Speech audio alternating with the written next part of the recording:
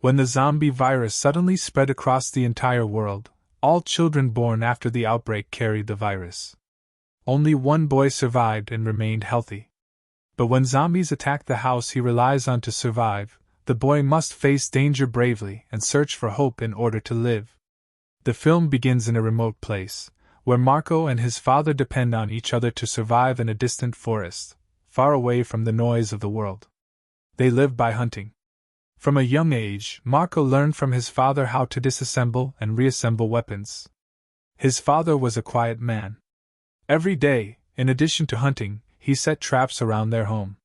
Because Marco was still young, he could not take part in these activities, so his childhood was very boring. His father taught him that a good hunter must stay silent in the forest so he can blend in with the trees, because that protects him from dangers coming from outside. He had a strong belief in the power of nature, and he even had a tattoo of the letter M on Marco's wrist. The M symbolizes moss, mist, or magic, representing that Marco belongs to this forest. But Marco always wanted to see the world outside the forest. However, his father kept telling him that he was still too weak, and if he left now, he would not survive. He would say, "One day, the paper child will become strong, and the forest will release him so he can find his fairy." These words came from an illustrated book called Paper Child, which also says that the fairy left the forest long ago and went to a distant, mysterious place called Stone Valley. Before the paper child grows strong, he must stay in the forest to complete his training, because only the magical forest can protect him from evil winds. We then learn that Marco could not disobey his father's rules. He was still very young, but he deeply wished to find children his age to play with. One day, he discovered an abandoned trailer deep in the forest. Through the window, he saw a toy on a table. He couldn't resist his curiosity, so he went inside and started playing with it happily. Suddenly, someone appeared from behind the trailer. Marco hid in a corner, and the person slowly approached. It turned out to be a young boy as well, holding a toy and trying to befriend Marco. Marco taught the boy how to listen to music, and they quickly became good friends. They learned each other's names and discovered that both of their names started with the same letter M. Marco and Mo. Mo didn't communicate much with people, so his language ability had declined. He could only say one word at a time. Still, this didn't stop Marco from liking him. However, Marco's frequent absence from home made his father angry. Marco took the toy Mo gave him and prepared to leave, but a woman suddenly appeared holding a rifle and slowly approached. Marco immediately felt danger and hid in the trees. The woman clearly would not shoot a child, and she likely knew that Marco and his father were living in the forest. She was most likely Mo's mother. She threw a bag of nuts toward Marco and quickly returned to the trailer to hug her son. Marco watched the scene from the shadows. He was afraid to take the gift home, so he hid the toy in a place and returned with only the nuts and a bottle of water.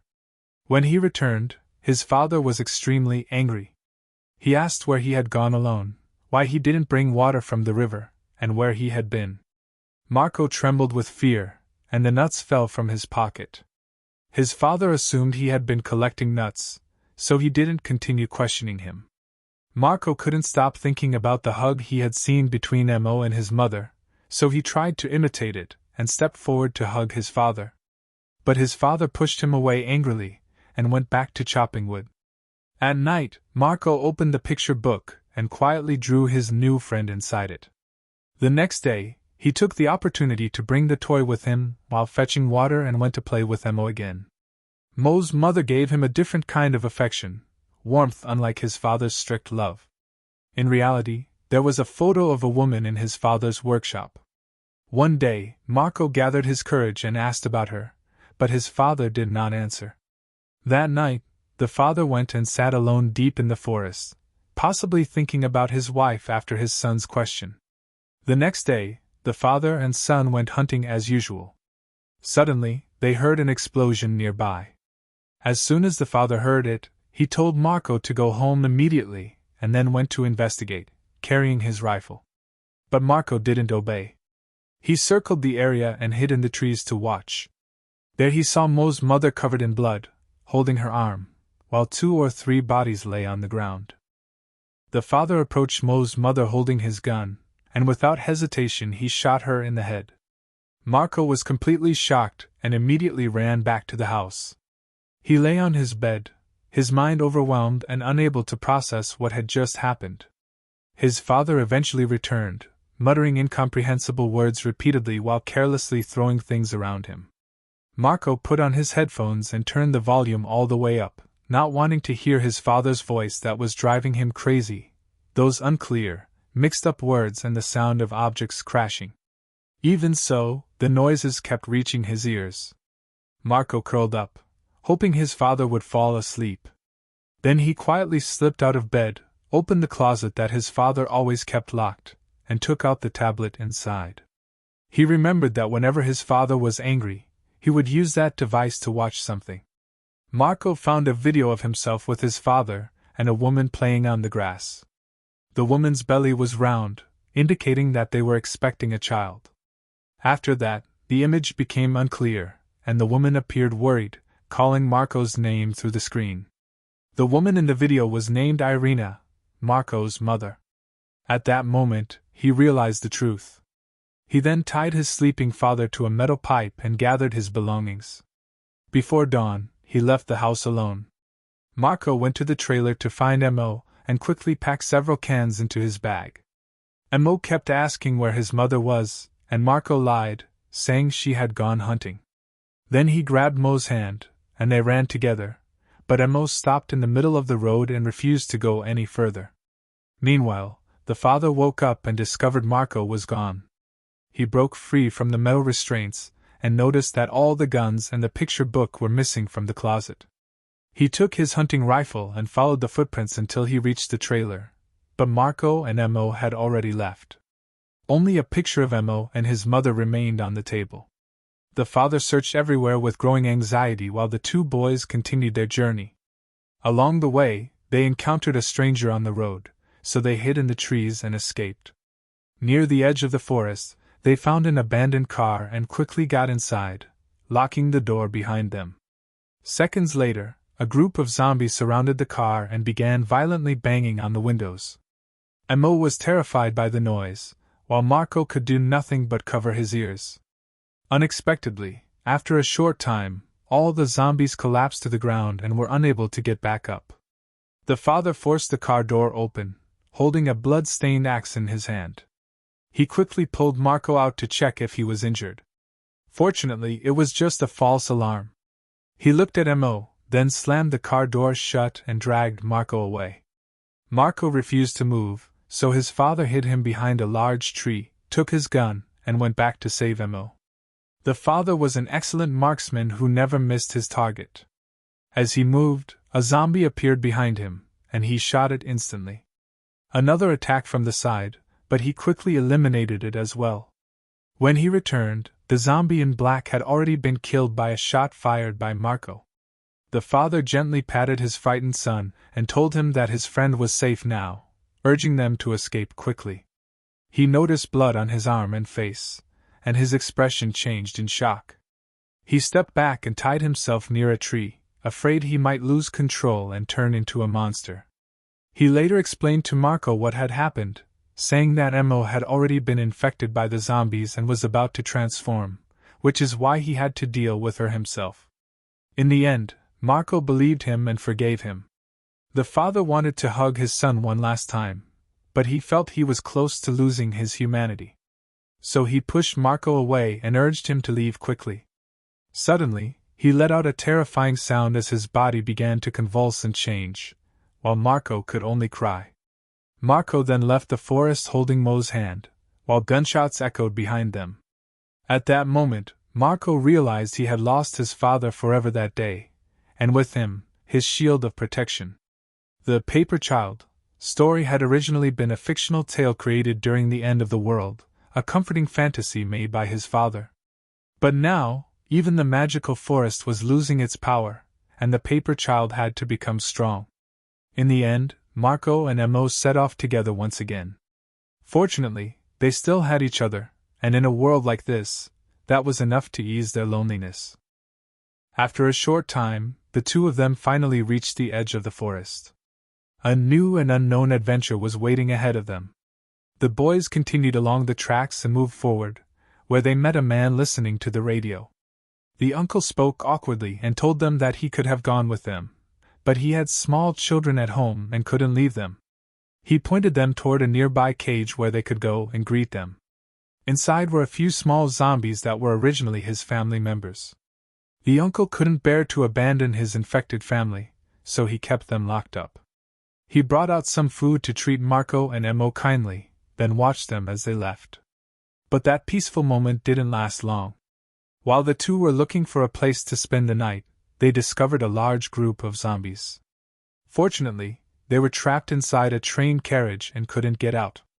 Marco quickly pulled Emo away to escape, but as they turned, their path was blocked by two armed men. It turned out they were just boys as well. They forced Marco and Emo into a car and took them to a nearby refugee camp. The camp leader ordered the two boys to be separated and imprisoned. He spoke in a harsh and twisted manner, explaining that after the outbreak of the apocalypse virus, most children would be eliminated, while healthy children like Marco and Emo were extremely rare and worth more than gold. He saw Emo, in particular, as a weak child representing purity itself, and wanted to keep him as a spiritual symbol inside the camp. As for Marco, he considered him useless and ordered his men to dispose of him the next day. However, a kind bearded man saw Marco alone outside with the weak child and felt deep sympathy for him. Before dawn, he woke Marco up and told him to escape through the back gate. But Marco did not listen. He risked his life and sneaked out with Emo to escape the camp. Because of this, the bearded man was shot by the leader for negligence. During their escape, Emo complained that he was thirsty and behaved like a small child who couldn't take care of himself. Marco spoke to him harshly, but he still had to find water. He entered an abandoned building nearby to search for supplies and found clean water and some clothes left behind by refugees. From the balcony, Marco saw a zombie mother with two baby zombies, as if she were nursing them. The strange scene caught his attention, but suddenly he heard Emo screaming. In reality, the refugee camp leader had been chasing them, furious about their escape, and he raised his gun ready to kill Emo. Suddenly, a drone flew overhead, and everyone became alert. Then gunfire erupted. One of the leader's men was hit and fell to the ground. Two fully armed soldiers approached and shot the camp leader on the spot. Marco hid in the darkness and saw Emo signaling him silently not to come closer. But due to a sudden noise, the soldiers discovered Marco's position. Emo grabbed a gun from the ground and sacrificed himself to distract the soldier who was about to find Marco. The soldier was shocked, never expecting to harm a child, acting only out of survival instinct. The soldiers left after the fight ended, while Marco felt an unbearable weight in his heart. He realized he was truly alone this time and might never find the Stone Valley. In anger, he tore up the paper child book, unable to process his emotions. He stood on the edge of a hill, looking at a massive city of concrete and steel that appeared dark and ominous. He gathered his courage and entered the city. Outside, groups of zombies moved near security barriers, so he hid under a car and waited for them to pass. The next day, he reached an abandoned hospital with no signs of life. While feeling lost, he saw a woman in a white dress standing in a patient room and thought she might be the legendary White Fairy. He took her cold hand and leaned on her weak back, but she suddenly bit him. She wasn't a fairy at all, but a patient infected with the zombie virus. Marco quickly escaped down the hallway and blocked the door with a stick as he left. He continued walking, completely exhausted, passing a wall full of missing person posters, where he left a photo of his mother. Suddenly, a broadcast came from a nearby building. He followed the sound and entered to see what was happening. Inside, he found a man speaking loudly, saying they must protect children from zombies. But a zombie suddenly rushed in and attacked Marco. In the chaos, gunfire erupted everywhere, and all surrounding zombies fell. Marco removed his headphones, and everything went silent. A sniper's red laser sight aimed at his dinosaur shirt, but suddenly the fairy, who had once saved him, stood under the bright sunlight. She looked glowing, But she was not a fairy at all, she was a lieutenant officer. She removed her mask and said he looked exactly like her son Philip. When she noticed the mark on his arm, she tightened her grip on her weapon, ready to act before he turned into a zombie. But Marco suddenly stepped forward and hugged her. She froze and lowered her gun, wiping away her tears. She lifted his arm and saw a mark shaped like the letter M. Shocked, she removed her helmet and gave him coordinates, saying he would come with her. She realized this mark might be linked to children born after the disaster, people who could resist infection. And so, the film ends on an open ending. Thank you for watching, and don't forget to leave your comments and subscribe to the channel.